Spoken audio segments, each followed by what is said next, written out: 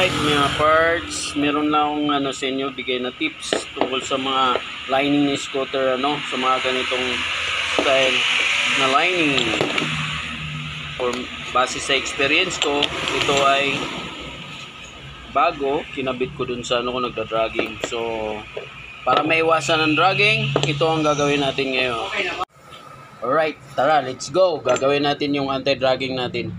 So sa mga stock, ito yung gagawin natin ito. Tara.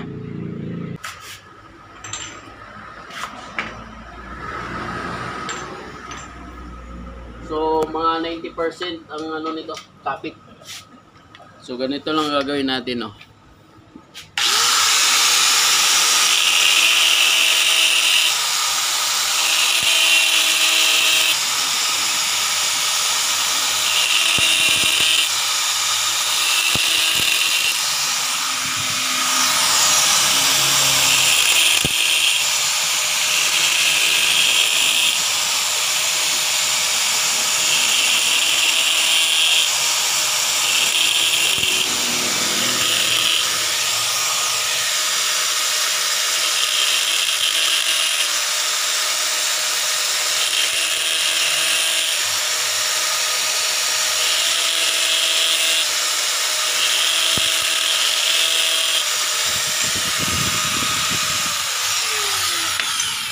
Alright. Okay, ito na yung anti-dragging natin. So, right. Ayan na. Napakatigas nito. Kaya, sa mga ganitong lining, yung katulad sa akin, kinabit ko to, bumili ako ng ganito. Tapos bago yung orig na bell ang ginamit ko, stock. So, nag-dragging siya. Kaya, ginanito ko siya. Nawala yung dragging niya. So napakatigas nito mga parts. So okay naman siya ngayon. At saka matagal ko nang gamit to.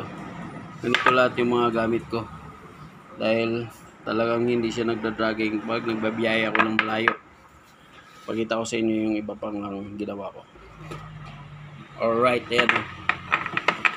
Ito yung mga dati kong ginamit. So matagal ko nang ginamit to, 4 years na nakalipas.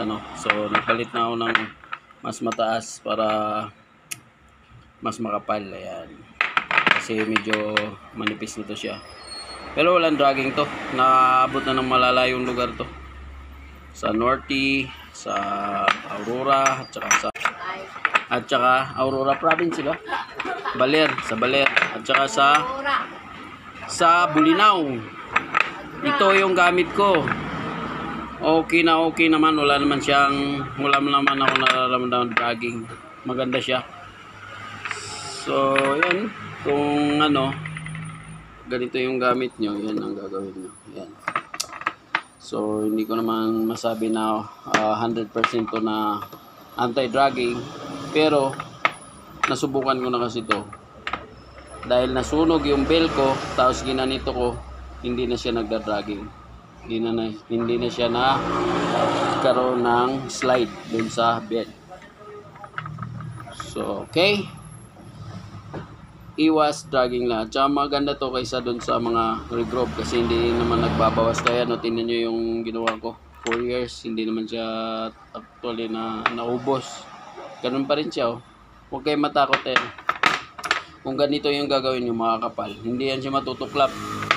Dahil ito nga maninipis yung gawa ko. Yan maninipis yan. Hindi nga natutuklap yan. Ito pa kaya malaki. So ito yung anti-dragging ko para sa stock na bell. Alright. So yan lang yung tips ko. Bye bye.